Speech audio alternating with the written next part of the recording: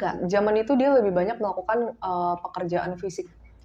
Dia sosok yang nggak terlalu banyak bicara banget sebenarnya. Aku bilang ya bicara seperlunya aja sih.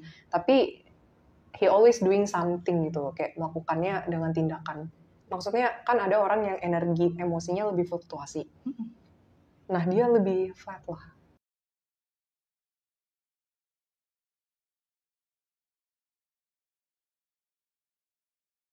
Halo guys, welcome to our channel bersama gue Tiara Alivia dan Aileen Ho di catatan Misteri. Nah, oke guys, jadi setelah tadi kita membahas mengenai past life dari Pak Soekarno dan Soeharto, sekarang kita akan membahas mengenai past life dari Pak Habibie dan Pak Jokowi nih. Oke, disclaimer sedikit ya guys, untuk kalian yang belum tahu past life itu apa sih, nanti akan dijelaskan oleh pakarnya langsung, yaitu Aileen. Jadi past life itu adalah kehidupan yang sudah dijalani oleh seseorang sebelum kehidupan yang sekarang. Jadi memang ada beberapa kepercayaan yang percaya bahwa manusia tidak sekali hidup dan mereka bisa berreinkarnasi. Karena dipercaya manusia tidak hanya satu kali doang menjalani kehidupan yang ada di bumi ini. Jadi bagi yang percaya silakan, bagi yang tidak juga silakan. Kami tidak memaksakan, tapi anggap saja konten ini sebagai edukasi. Dan sebagai disclaimer tambahan, di part 1 bagi yang belum nonton boleh nonton dulu ya. Benar Karena banget. kita juga udah kasih tahu beberapa disclaimer dan mungkin kisah-kisah yang menarik mengenai Pak Harto dan Pak Karno, intinya gitu. Oke, seperti yang sudah aku bilang di part 1 juga, yang aku radar ini adalah kehidupan yang memang diizinkan oleh Tuhan untuk aku lihat. Jadi kalau misalnya memang ada yang tidak bisa aku lihat, ya itu keterbatasan aku sebagai manusia dan ya istilahnya itu rahasia Tuhan lah yang tidak boleh aku ketahui. Jadi ketika aku radar para tokoh presiden ini, aku udah make sure tanya sama Tuhan dan dikasih lihat mana aja yang boleh aku lihat. Intinya begitu. Dan bisa jadi kehidupan yang aku lihat ini belum tentu kehidupan sebelum ini. Bisa jadi 2 kehidupan sebelumnya ataupun 3 kehidupan sebelumnya bisa aja. Jadi kehidupan yang aku lihat itu sebenarnya dikasih lihat Tuhan reinkarnasinya agak random sih, urutannya nggak berapa. Intinya gitu lah. Oke, jadi pada intinya apa yang dilihat nanti oleh Aileen itu tidak semua bisa terlihat karena balik lagi atas izin dari kehendak Tuhan juga. Dan informasi juga ya guys, anggap aja ini sebagai hiburan entertainment untuk kalian yang percaya silakan, tidak pun tidak apa-apa. Oke, sebelum kita membahas mengenai past life dari Pak Habibie, sedikit ada biografi yang mungkin di sini gue juga baca dan ngambil beberapa dari sumber lain. Mungkin kalian juga ada yang belum tahu. Oke, jadi B.J. Habibie yang dikenal sebagai Bapak Teknologi atau Mr. Crack yang visioner. Jadi, Baharudin Yusuf Habibie atau yang dikenal dengan B.J. Habibie lahir pada tanggal 20 Juni 1936, tepatnya di kota Parepare, Sulawesi Selatan. B.J. Habibie adalah tokoh inspiratif yang luar biasa bagi masyarakat Indonesia. Bahkan sudah banyak yang menulis biografi dan memfilmkan kisah hidupnya. Bisa dikatakan bahwa kisah hidup B.J. Habibie ini juga sangat menarik ya, apalagi dari kisahnya dengan pasangannya Ainun. Konon katanya sudah difilmkan ya? Ya, sudah banyak banget sih yang benar yang bikin filmnya juga. Dan kemudian masa kecil B.J. Habibie juga berada di Parepare, Sulawesi Selatan bersama ayah, ibu, serta 7 saudaranya. Ayah Habibie yang bernama Alwi Abdul Jalil Habibie merupakan seorang ahli pertanian asal Gorontalo. Sementara sang ibu bernama R.A. Tuti Marini Puspowardojo merupakan spesialis mata asal Yogyakarta. Dan dari 8 bersaudara ini, B.J. Habibie merupakan anak keempat yang tumbuh dalam keluarga religius. Bahkan di usia 3 tahun, B.J. Habibie sudah lancar banget untuk membaca Al-Quran. Dan dikenal juga bahwa B.J. Habibie ini sudah menjadi anak yang sangat cerdas sejak kecil. Kemudian pada saat usia B.J. Habibie 14 tahun, ayahnya wafat dan meninggalkan ia, ibu, serta ke-7 saudaranya. Hingga akhirnya sang ibu harus bertahan hidup dengan ke-8 anaknya. Dan pada akhirnya sang ibu juga memutuskan untuk kembali ke Bandung. Kemudian B.J. Habibie sendiri mengenyam sekolah atau pendidikan di SMK Dago Bandung sampai kemudian melanjutkan ke perguruan tinggi ITB yang pada saat itu masih dikenal dengan Universitas Indonesia Bandung kurang lebih selama 1 tahun. Selama 1 tahun ia kuliah di Universitas Indonesia dan hingga akhirnya B.J. Habibie melanjutkan studinya itu ke Jerman selama 10 tahun. Jadi B.J. Habibie ini pindah ke Jerman karena ia mendapatkan beasiswa yang didanai oleh Pak Presiden Soekarno pada saat itu, tepatnya di tahun 1955. Oke, dan pada saat usianya 24 tahun, Habibie lulus dengan gelar S1 yang kemudian melanjutkan lagi dengan kuliah gelar S3. Kemudian pada usia 25 tahun, B.J. Habibie kembali ke Bandung karena untuk menikahi Ainun. Dan kemudian setelah menikah, mereka kembali lagi tinggal di Jerman. B.J. Habibie mendapat julukan Mr. Crack karena hasil penemuan rumusnya mengenai teknologi. Karena kan B.J. Habibie sendiri terkenal dengan sebutan Bapak Teknologi. Kemudian pada saat usianya B.J. Habibie 37 tahun, B.J. Habibie pulang ke Indonesia atas perintah Presiden Soeharto. Yang kemudian pada usia 47 tahun, ternyata B.J. Habibie terpilih menjadi Menteri Riset dan Teknologi Indonesia untuk pertama kalinya. Dan ketika usia ia mencapai 50 tahun, ia mulai melakukan penelitian mengenai proyek pesawat N250 di Bandung. Dan setelah itu, 2 tahun kemudian, ia terpilih lagi menjadi Riset Teknologi Indonesia untuk kedua kalinya, dan terpilih lagi untuk ketiga kalinya di usia ke-57 tahun. Dan setelah usia 59 tahun, ternyata B.J. Habibie melakukan uji coba pesawat terbang yang sudah ia proyekkan pada saat itu, yaitu pesawat N20 resmi diterbangkan, namun masih menunggu sertifikat untuk bisa membawa penumpang lainnya. Namun pada saat itu dengan kondisi krisis moneter, akhirnya B.J. Habibie terpaksa memberhentikan proyeknya itu, sehingga pada usia 62 tahun, Habibie menjadi Wapres Republik Indonesia dan kemudian menjadi Presiden setelah Soeharto mengundurkan diri. Dan pada tahun 1999, B.J. Habibie mengesahkan Pers dan Undang-Undang. Masa jabatan Presiden Habibie itu bisa dikatakan masa paling singkat, yaitu cuma 1 tahun 5 bulan saja. Dan kemudian pada tahun 2010, orang terkasih yang paling ia sayangi meninggal dunia, yaitu Ainun. Ainun meninggal karena sakit. Kemudian B.J. Habibie juga sering sekali mengunjungi makam sang istri tercinta. Hingga akhirnya B.J. Habibie menyusul istrinya tepat di tahun 2012. Hingga akhirnya kisah cinta Habibie dan Ainun ini menarik pusat perhatian sehingga dibuat film layar lebar yang diperankan oleh Bunga Citra Lestari dan Reza Rahardian. Dan pada tanggal 11 September, tepat di tahun 2019, B.J. Habibie meninggal dunia di RSPAD Gatot Subroto, Jakarta, tepatnya di usianya yang ke-83 tahun. Oke guys, sekian biografi singkat mengenai B.J. Habibie. Selengkapnya kita masuk di sesi Past Life yang pastinya akan di-scanning oleh Aileen. Oke, Ai.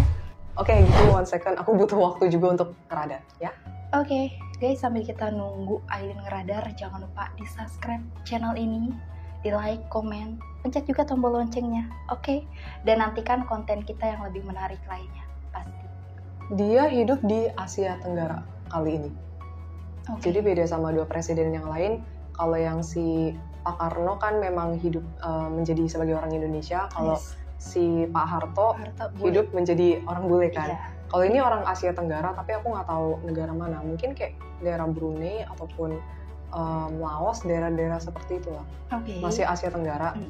Kulitnya agak sedikit kecoklatan, tapi nggak yang coklat banget lah. Itu yang aku lihat. Dan memang tingginya nggak terlalu tinggi sih. Layaknya orang Asia. 160-an, maksimal banget 170 lah. Terus dia itu hidup di daerah yang memang ada danaunya. Pemandangan tempat dia tinggal sebenarnya cukup indah sih yang aku lihat. Dan orang-orang warga sekitarnya itu memang sangat amat mengandalkan danau itu untuk kebutuhan hidupnya. Contohnya untuk air, atau enggak untuk ikan, memancing ikan. Jadi emang banyak banget warga di situ yang pekerjaannya memancing ikan sih di situ untuk diambil ikannya lalu di rumah untuk dimasak dikonsumsi. Intinya begitu. Dari karakternya ya yang aku dapat, dia itu orangnya sebenarnya cukup supel dan entah kenapa kehadiran dia itu disukain sama orang-orang. Mungkin karena dia adalah sosok yang sangat positif untuk orang-orang sekitar kali ya. Selain itu dia juga sosok yang kalem tapi juga pintar sebenarnya menurut aku. Okay. Dan juga dia itu unik. Dia suka banget mendengarkan pendapat atau enggak sudut pandang baru dari orang lain.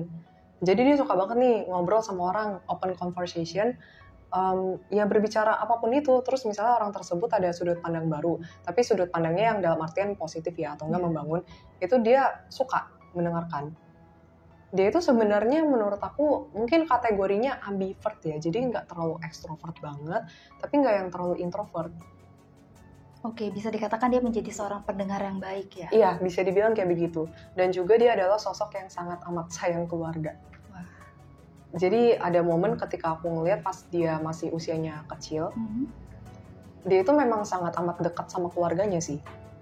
Oke. Dan dia kayaknya bukan anak tunggal, kayaknya dia punya saudara-saudara yang lain deh. Punya kakak atau enggak adik, aku nggak tahu. Lebih tepatnya kakak atau adik ya, mungkin keduanya. Intinya dia nggak cuman seorang diri intinya. Oke. Terus dia dekat banget sama saudara-saudaranya, sama ibunya, sama ayahnya, dan emang sosok yang sangat amat penyayang. Dan sangat amat memikirkan keluarga. Itu dari dia momen masih kecil banget sih. Hidupnya harmonis yang aku lihat, dan rukun lah. Aku bisa lihat ini memang happy family yang aku lihat. Terus tiba-tiba visionnya berubah ketika dia ini kayaknya mungkin kalau aku lihat sekitar usia 20 awal kali ya. Jadi dia itu lagi memancing di danau tersebut. Memang jarak dari rumah dengan danaunya nggak terlalu jauh sih. Dia lagi mancing di danaunya. Terus suatu hari tuh kail dari pancingannya itu rusak, yang bagian gulungan itu. Oh iya. Bagian gulungan, itu. iya benangnya itu rusak. Terus entah kenapa dia pinter banget. Dia bisa ngakalin gimana caranya jadi berfungsi lagi. Oke. Jadi Dibantu atau memang dia sendiri? Dia sendiri. Itu momen ketika dia sendiri. Aku banyak banget ngeliat momen ketika dia mancing ikan, dia itu memang sendirian sih. Oh, dia memang sosok yang sebenarnya mandiri juga menurut aku. Dan mungkin orang-orang zaman dulu memang pekerja keras banget kali ya. Dia even perahunya kan masih yang tradisional banget, yang kayak cuman yang bambu-bambu diikat, jadi yang pakunya. Iya. Tahu kan? Iya, tahu. Iya, yang kayak gitu, dia merakit sendiri. Gitu kan. Iya. Jadi bukan yang bentuknya bulat panjang begitu loh. Iya, tapi dia datar gitu aja datar. kan. Oke. Terus ya ada bambu lah untuk ini ngedayungnya. Oke. Dia buat sendiri semuanya, sendirian. Wow. Tapi dia kayak ngerti gitu cara gimana buatnya, ngikatnya. Dia melakukan itu sendiri sih. Oke. Berarti dia sudah bisa dikatakan dia juga orang yang suka baca buku atau zaman itu enggak. Zaman itu dia lebih banyak melakukan pekerjaan fisik. Oh, berarti mungkin dia mendapatkan ilmunya dari dia autodidak gitu mungkin ya? Autodidak dan doing something, dan emang kayaknya menurut aku dia juga sosok yang sangat amat kreatif deh. Okay. Karena ini sebenarnya sedikit lucu dan unik menurut aku, karena dia pinter ngebenerin barang.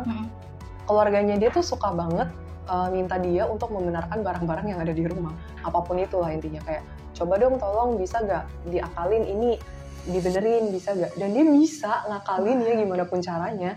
Okay. Kan ada orang yang maksa banget gitu kan ngakalin misalnya barang yang rusak gitu, tapi dia somehow bisa mensubstitusi barang itu atau enggak diakalin jadi barang itu bisa berfungsi lagi.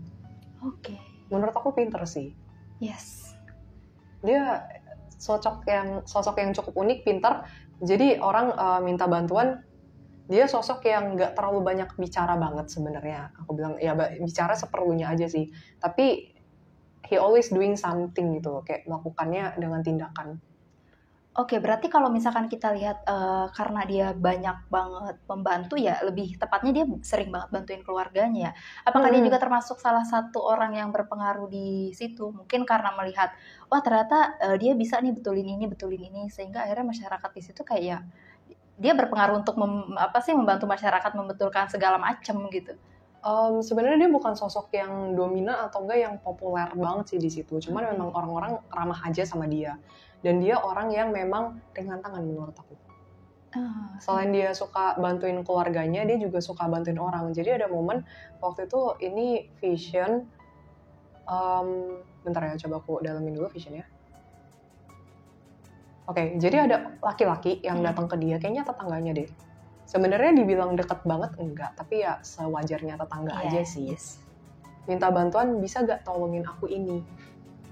Lalu si Habibi itu dia langsung nolong. Oh yaudah, apa yang bisa aku bantu? Langsung. Berarti tanpa berpikir ya? Iya, Biasa kan kalau orang mau nolong, bisa minta tolong nggak, mikir. Dia langsung bantu. Oke. Saking baiknya menurut aku dan saking ringan tangannya. Oke. Mungkin karena itu kali ya, makanya orang-orang suka sama dia dan memang orang-orang seneng aja dengan kehadiran dia gitu. Yes, mungkin karena kebaikannya juga, ramah tamah, sopan santun. Iya betul. Dia juga sopan dan ramah tamah juga sih. Aku ngerasa ketika berbicara sama orang dia cukup menghormati orang tersebut. Jadi nggak yang memaksakan ego pribadi. Aku nggak merasakan itu dari dia. Oke. Ya intinya di kehidupan itu dia itu memang hidupnya tenang sih. Dan dia di kehidupan itu ya perasaan dia ketika di kehidupan itu yang aku radar, dia suka banget dengan kehidupan yang tenang, damai, dan sederhana, entah kenapa. Di kehidupan itu, dia suka. Menurut dia dengan sederhana ini sudah cukup. Intinya begitu. Yes, berarti dia juga salah satu orang yang bisa dikatakan banyak bersyukur ya. Bisa dibilang ya. Bisa dibilang kayak gitu. Karena kan dengan sederhana aja ya sudah, dia sudah cukup. Yang penting Betul. mungkin semua yang dia butuhkan ada gitu. Nah, kemudian apakah di masa itu dia punya keluarga sendiri kah selain keluarga dengan ibunya? Nah, kebetulan dia di kehidupan ini aku melihat dia memang menikah sih dan punya keluarga kecil sendiri. Oke. Dan dia sosok yang bertanggung jawab sama keluarganya dan benar-benar memang sayang banget sama keluarga. Oh ya, ada satu momen juga aku lupa cerita mengenai keluarga juga. Jadi pas dia udah lebih dewasaan, aku nggak tahu usia berapa. Tapi yang namanya anak bertumbuh dewasa, orang tua pasti akan bertambah tua. Yes. Iya kan? Iya. Nah, ada momen ketika orang tuanya itu memang sudah tua dan sakit. Jatuh sakit, terus cuman bisa berbaring di ranjang doang. Gak bisa gerak kemana-mana. Dia orangnya perasa banget ternyata. Sensitif? Bukan sensitif, perasa. Jadi ketika melihat momen itu, dia sedih banget. Dia nggak banyak ngomong dan nggak nunjukin ekspresi itu. Tapi dia sedih dalam hati. Karena dia sayang banget sama keluarganya dia. Oh, I see. Pas dia sedih itu dia emang nggak terlalu nunjukin ke orang. Yang aku lihat dia kayak pergi ke sekitaran danau itu ya. Pokoknya di luar rumah lah, yang nggak ada orang-orang yang bisa menjangkau dia intinya. Bukan lari dari rumah ya, bukan. Cuman dia ingin menenangkan diri. Yes. Dia sendirian dan kayak termenung gitu. Oke, termenung untuk mungkin mikirin orang tuanya. Iya, mikirin, aduh ini sakit, apa yang bisa aku lakukan. Aku nggak bisa melakukan banyak hal nih terhadap orang tua aku, kayak gitu. Sayang sih, dia sosok yang sangat amat penyayang banget. Karena memang dari kecilnya dia juga sudah tumbuh di keluarga yang penuh kasih sayang, sehingga akhirnya ketika dia punya keluarga pun dia menjadi seorang yang penyayang ya. Setuju. Ya, mungkin seperti itu. Dan ini the last vision yang bisa aku lihat. Aduh, bentar ya jatuh. Nggak jatuh lagi. Nah, ini the last vision yang aku lihat dari sosok reinkarnasinya B.J. Habibie. Wah. Dia ada waktu itu momen kayaknya lagi nangkep ikan deh. Abis udah nangkep ikan, terus kayak kenapa aku yakin dia berkeluarga? Karena aku ngeliat sosok perempuan yang kurang lebih kayak seumuran dia lah, beserta dengan anak kecil. Datengin dia, samperin dia di danau itu, terus kayak happy banget gitu, kayak oh ayah udah pulang kayak gitu. Iya sih.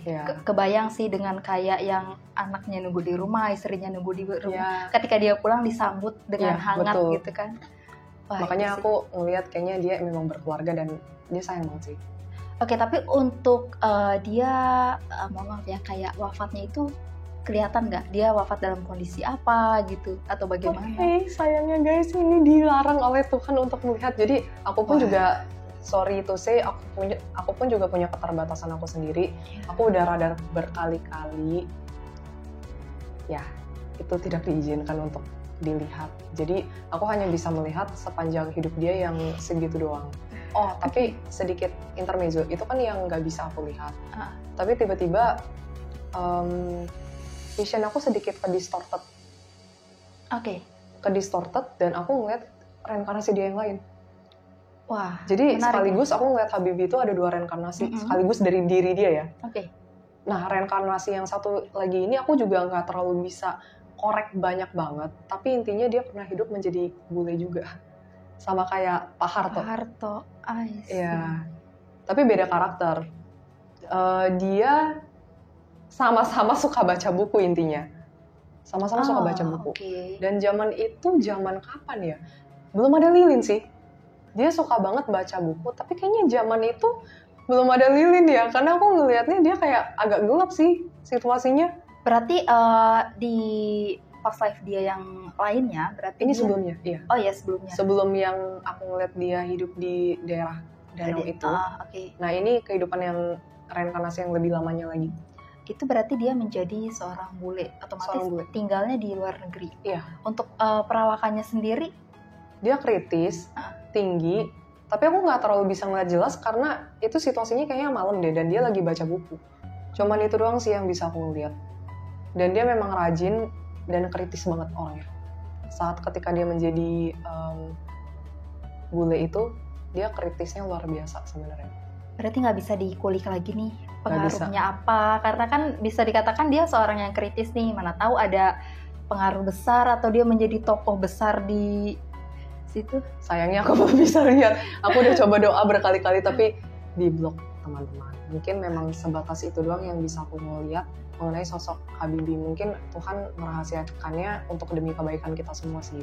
Ada hal yang mungkin lebih baik kita nggak tahu. Oke guys, jadi mungkin untuk past life-nya Habibie ini kita nggak bisa full karena kan memang balik lagi kita sudah jelaskan di awal tadi, kita melakukannya itu bukan kita. Lebih tepatnya Aileen melakukan itu atas dan dengan kehendak Tuhan pastinya. Jadi ketika Tuhan tidak mengizinkan, hanya memberi ya sedikit informasi ya sudah cukup ya guys ya, jangan dipaksa. Karena Tuhan pasti akan marah kalau kita memaksa. Lebih tepatnya nggak bisa ngeliat sih, aku udah coba berkali-kali ya. Aku nggak tahu gimana praktisi yang lain, tapi kalau di aku kalau maksa blank, kosong hitam. Terus aku udah berkali-kali maksa kedua, ketiga, dan sampai kelima kalinya, sampai terakhir ada suara, tidak bisa, kamu tidak bisa melihatnya, ini tidak diizinkan. Iya, udah ada suara begitu. Ya mungkin benar yang dikatakan Aileen tadi, nggak semua harus kita tahu juga, nggak semua harus kita lihat, dan nggak semua harus di informasi ini kita kasih tahu juga. Mungkin ada yang hal-hal yang memang Tuhan nggak mengizinkan untuk dikasih tahu, ada rahasia tersendiri ya kita nggak tahu juga. Jadi mungkin ada pembelajaran yang bisa dipetikah dari kisah Habibie tersebut? Ada. Jadi aku suka banget ketika si Pak Habibie ini dulu menerapkan hidup yang damai, hidup yang tenang, dan hidup yang sederhana. Menurut aku sometimes manusia itu melupakan itu sih ketika menjalani hidup. Karena kadang dengan sederhana pun kita juga masih tetap bisa bersyukur, kita juga masih bisa menjalani kehidupan dengan baik menurut aku. Betul banget. Dan pembelajaran lain yang aku dapetin ya, melihat sosok Pak Habibie, ketika seseorang membutuh bantuan, kita harus sometimes ikhlas dan tulus membantunya. Kalau beneran kita memang gak mampu, kita jujur aja bilang. Tapi selagi kita bisa membantu sesama, kenapa tidak? Itu sih, karena dia sosok yang sangat amat ringan tangan. Biasa kan orang ketika ditanya, apakah kamu bisa membantu, mikir dulu, atau kasih banyak banget alasan. Ada lah ya orang-orang di sekitar kita seperti itu, ada. Dan itu mengingatkan diri aku juga kepada orang lain, jangan seperti itu sih. Karena gini loh guys, karena banyak juga yang nggak tahu kan, ketika kita membantu, kita pasti otomatis akan terbantu suatu hari nanti, ya kan? Percaya aja, kebaikan pasti akan dibalas dengan kebaikan. Setuju. Itu sih poin pentingnya. Sama satu lagi, apa tuh? Aku tambahin. Boleh. Poin yang aku suka dari Pak Habibie, karena dia cukup unik. Mendengarkan pendapat baru dari orang itu sebenarnya nggak ada salahnya, dan menurut aku boleh dicoba sih. Karena siapa tahu pandangan dari orang tersebut menarik dan bisa diterapkan ke dalam kehidupan kita jika memang itu positif. Ya, itu setuju banget sih. Karena sometimes banyak orang, even aku sendiri masih close minded dan lebih cenderung ingin mendengarkan apa yang aku ingin dengarkan. Padahal sometimes tuh ada loh, banyak loh kayak cerita kisah dari orang atau enggak pendapat dari orang yang sebenarnya menarik. Cuman kadang kita menutup mata aja untuk hal itu. Ya mungkin lebih tepatnya kayak kita jadi orang egois banget nggak sih? Bisa jadi. Gak pengen ngedengerinnya, yang penting hidup gue gitu kan, mau apapun juga gue. Ya balik lagi sih guys, intinya kita harus dengan siap, dengan matang mendengarkan apapun itu pendapat dari orang lain, sekalipun pendapat itu buruk ya. Bisa jadi pendapat buruk itu menjadikan motivasi buat kita juga loh. Dan pembelajaran aja sih menurut aku. Karena sometimes mungkin yang terjadi di mereka itu bisa menjadi pembelajaran atau enggak bekal untuk kita ke depannya. Menjadikan kita untuk menjadi pribadi yang lebih baik atau enggak lebih aware aja sih terhadap sekitar kita. Oke guys, itu dia kita membahas mengenai past life dari Pak Habibie. Next selanjutnya kita akan membahas mengenai past life dari presiden kita nih. Ya, yang sekarang. Bapak Jokowi. Gimana selanjutnya? Check it out. Oke guys, selanjutnya kita akan membahas mengenai Bapak Presiden kita, yaitu Bapak Jokowi. Sebelumnya gue mau bacain singkat biografinya, dan untuk biografi lengkapnya kalian bisa baca di gramedia.com. Ini gue bacain secara singkatnya aja ya guys. Joko Widodo lahir di Rumah Sakit Minulyo pada tanggal 21 Juni 1961. Ia mempunyai ayah yang bernama Noto Miharjo dan ibu yang bernama Sujiatmi. Jokowi ini merupakan anak pertama atau dikatakan anak sulung dan mempunyai 3 orang adik perempuan, yaitu Iit, Sriatini, Idayati, dan Titik Relawati. Ayah Jokowi bekerja sebagai penjual kayu dan bambu di sekitar bantaran kali Karanganyar, Solo, sehingga bisa dikatakan kehidupan Jokowi itu jauh sekali dari kata mewah. Dan keluarga Jokowi juga bisa dikatakan sebagai keluarga yang kurang mampu, khususnya dalam memenuhi kebutuhan hidupnya, seperti mengalami kesulitan dalam membayar uang sekolah, kesulitan mencari makan, dan beberapa kesulitan lainnya dalam hal perekonomian. Masa kecil Jokowi banyak menghabiskan waktunya di Kali Karanganyar. Banyak sekali aktivitas-aktivitas yang dilakukan oleh Jokowi, baik itu sendiri maupun bersama teman-temannya. Dan kemudian untuk pendidikan Jokowi sendiri, Jokowi dimulai dari sekolah SDN 111 Tirtoyoso. Sekolah ini juga dikenal sebagai lembaga pendidikan yang ditujukan kepada masyarakat kalangan menengah ke bawah. Jadi sekolah ini berada tepatnya di daerah Banjarsari, Solo. Kemudian dia melanjutkan sekolah menengah pertamanya di SMPN 1 Surakarta yang menjadi lembaga pendidikan menengah yang dipilih oleh Jokowi setelah menyelesaikan pendidikan SD-nya di SD tersebut.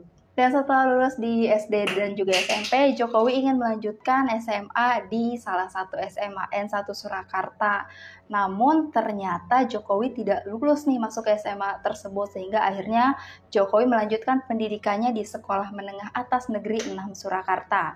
Setelah lulus SMA, Jokowi melanjutkan pendidikannya ke UGM Yogyakarta dan memilih Fakultas Kehutanan dengan jurusan Teknologi Kayu. Kita lanjut bahas mengenai karir politik Jokowi. Pengalaman Jokowi dalam karir politik bisa dikatakan berbeda jauh dengan karirnya dalam bisnis dunia mebel. Jokowi sudah memiliki pengalaman dalam bisnis mebel selama 23 tahun, sedangkan dalam dunia politik Jokowi bisa dikatakan belum mempunyai banyak pengalaman. Awal karir politik Jokowi dimulai pada tahun 1998 dengan mengikuti dunia politik praktis, dan partai yang dipilihnya adalah Partai Demokrasi Indonesia Perjuangan atau PDIP yang dipimpin oleh Megawati Soekarno Putri.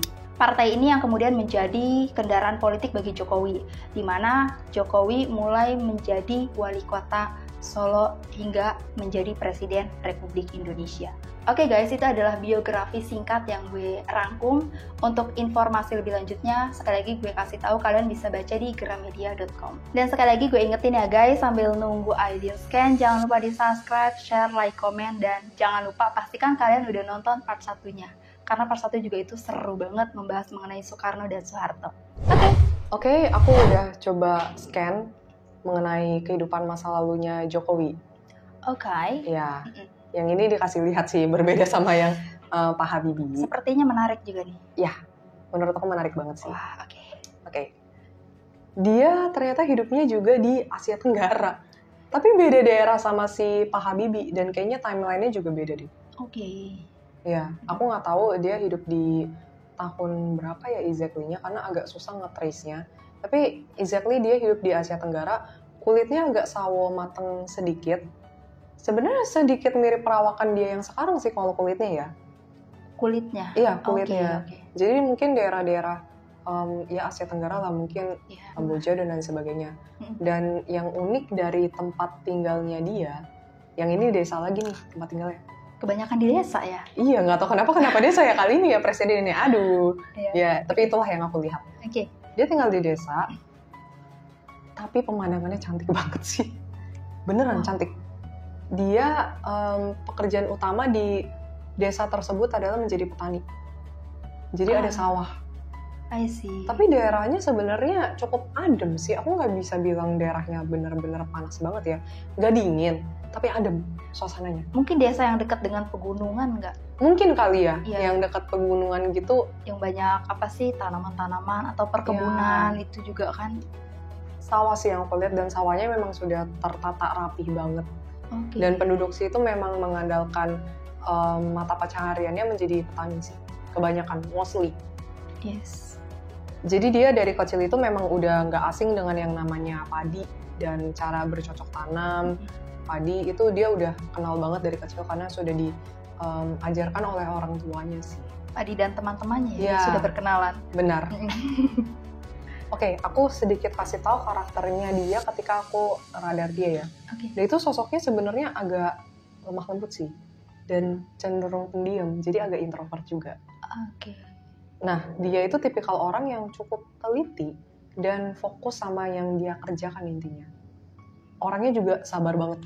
Aku bisa lihat dia jarang marah sih di past life, bahkan maksudnya kan ada orang yang energi emosinya lebih fluktuasi.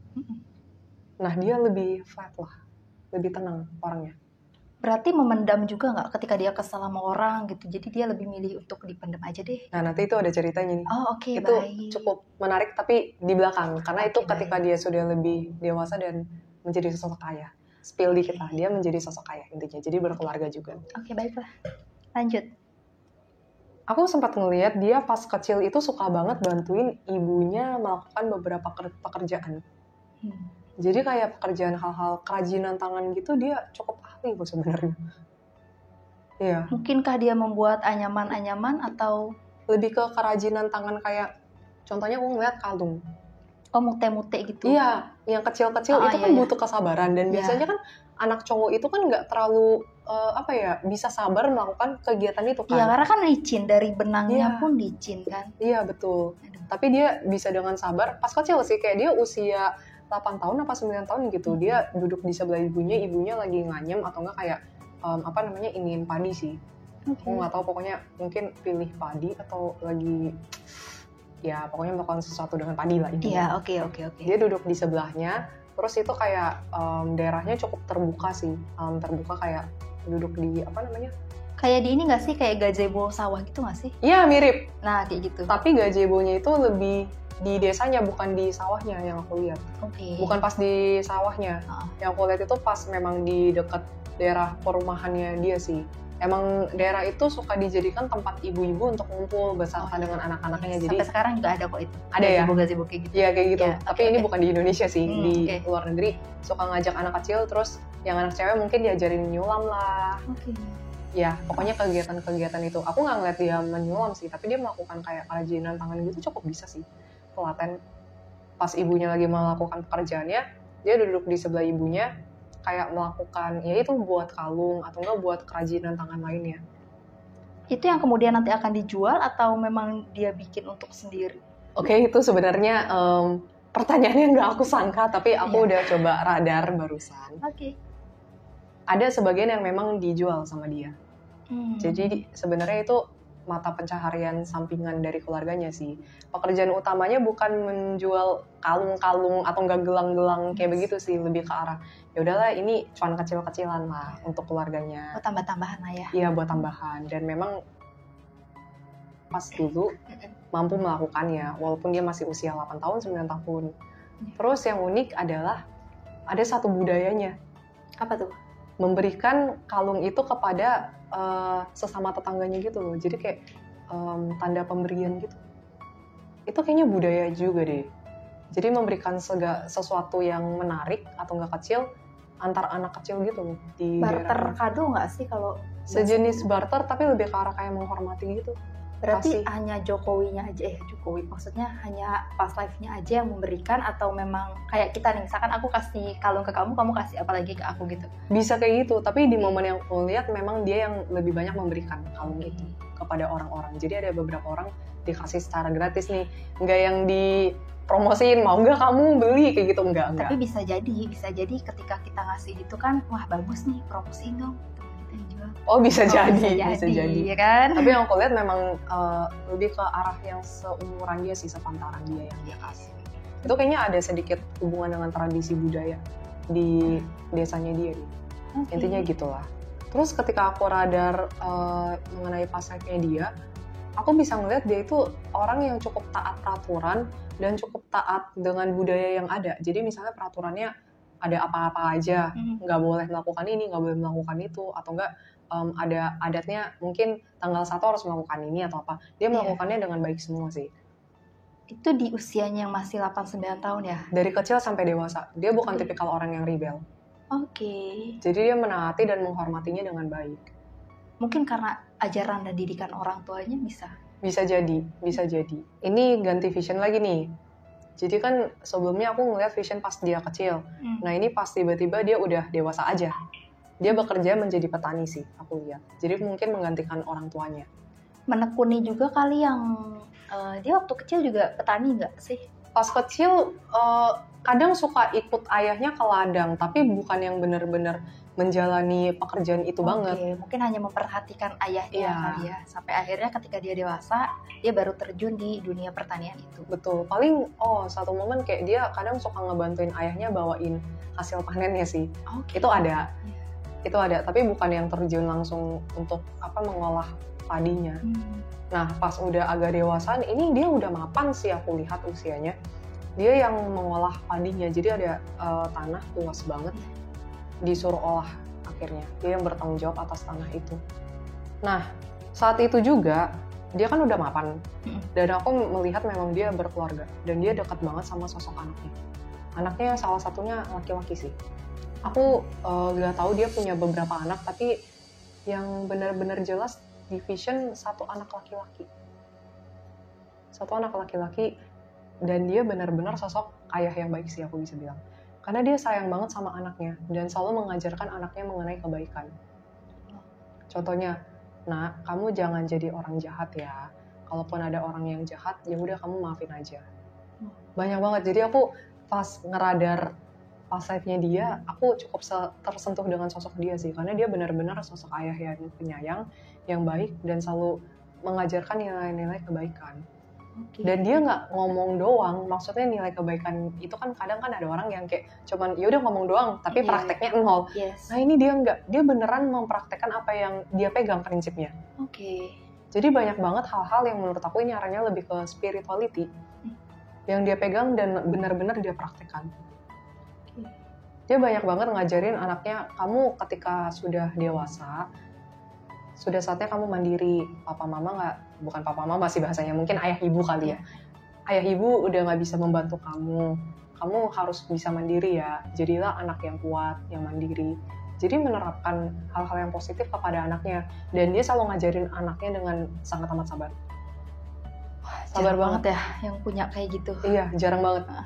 Dia benar-benar ketika mengajari anaknya sesuatu hal yang baru, ada sih beberapa hal dia benar-benar saking dekat sama anaknya, dia langsung terjun dan kayak langsung praktekin, maksudnya ngajarin gitu.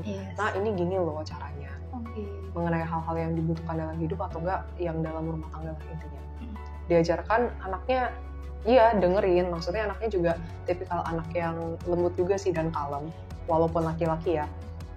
Tapi kelihatan kedekatan hubungan antara ayah dan anaknya itu, dan ketika Owi di pas live, dia ngajarinnya benar-benar dengan sabar, itu terlihat banget di vision. Ini begini nak, kalau salah bukan begitu nak, kayak gini. Dan nggak pakai emosi ya. Nggak pakai emosi. Kita kan biasa salah, jangan begitu. Ya itu biasa tiger parenting gak sih biasanya? Ya, biasanya begitu ya guys. Tapi dia nggak begitu. Oke, gimana ya caranya untuk tidak seperti itu? Mungkin harus banyak melatih kesabaran kita. Oke, baiklah. Nah, jadi kan sosok Jokowi ini di masa pas live-nya dikenal banget sebagai seorang yang ramah, lemah lembut ya. Iya. Ada nggak sih pandangan tersendiri dari masyarakat mereka gitu, kayak wah ternyata beliau ini orang yang begini, atau memiliki jiwa kepemimpinan kah, atau memiliki apa sih sifat yang paling menonjol dari dirinya itu? Aku bisa bilang di pas live dia nggak ada hubungannya dengan kepemimpinan dan lain sebagainya, nggak ada. Jadi dia live as a normal human dan menjalani kehidupan dengan sederhana juga. Aku bisa bilang sederhana, tapi benar-benar menjalani hidup dengan prinsip kebaikan intinya. Oke. Iya. Berarti bisa dikatakan bahwa beliau ini juga menanamkan dan menguatkan sekali ya cinta kepada Tuhannya, terus agamanya juga kan? Atau begitu kah? Sebenarnya yang aku lihat di vision ya, kayaknya orang-orang di desanya itu nggak benar-benar mengenal agama, tapi cuman moralitas yang ditekankan. Berbuat kebaikan atau enggak sesama human harus kayak gimana itu ada. Tapi kalau yang benar-benar kayak ibadah ke Tuhan gitu sebenarnya enggak. Kurang mungkin ya, atau mungkin memang Mereka agak asing terhadap hal-hal seperti itu yang aku lihat. Oke. Jadi mereka nggak ada kepercayaan tertentu, tapi mereka percaya menjadi orang itu harus baik. Intinya Oke, gitu. berarti mereka tuh lebih kayak nilai kebaikannya yang dibesarkan banget kan? Nilai kebaikan dan nilai moralitasnya sih. Oke, berarti memang di masyarakat situ juga bagus ya, karena kan ada juga masyarakat yang ketika punya kebaikan gini, moralnya begini, tapi ada juga nih yang negatifnya, jadi akhirnya Ada. terprovokasi seperti itu. Cuma kalau misalkan dari cerita Aileen tadi, kebanyakan memang mayoritas masyarakat di situ yang memang memiliki kebudayaan yang sangat baik, moral-moral yang sangat baik. Moralnya aku bisa bilang baik dan kayak mereka itu kayak nggak terlalu banyak yang ngurusin urusan rumah tangga orang lah. Iya sih, buat apa juga. Iya, tipikal yang kayak gitu dan lebih fokus sama keluarganya. Aku bisa bilang Jokowi ini di Past Life beneran fokus sama keluarga, intinya dia sih.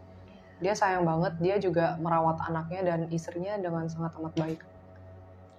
Iya, aku sangat tersentuh sih pas ngeliat kayak, aduh, dia orang yang benar-benar baik banget sih di kehidupan aku. Oke, baiklah, ada lagi? Ada sedikit. Dia sayangnya usianya nggak terlalu lama sih hidupnya. Oke. Di kehidupan Past Life gitu, sekitar paling usia 50-an. Meninggal juga sih karena sakit intinya. Berarti ia meninggalkan istri dan anak-anaknya juga. Iya, ya? betul. Tapi ini pembelajaran juga sih untuk aku ya. Mm-mm. Dia ketika meninggal itu benar-benar dengan keadaan yang sangat amat damai. Wow. Jadi dia tipikal orang yang memang merelakan apapun itu yang terjadi dalam hidup. Dan dia punya prinsip apapun itu yang terjadi dalam hidup itu pasti selalu ada pembelajarannya. Keren. Menurut aku dia sosok yang cukup spiritualis menurut aku. Walaupun dia bukan yang kayak jadi biksu atau apa. Biasa kan biksu kan memang memfokuskan diri untuk menempuh perjalanan spiritual kan. Tapi ada juga kayak contohnya kehidupan pasarnya Jokowi. Dia menjadi orang yang normal tapi juga tetap bisa menerapkan nilai-nilai spiritual yang ada.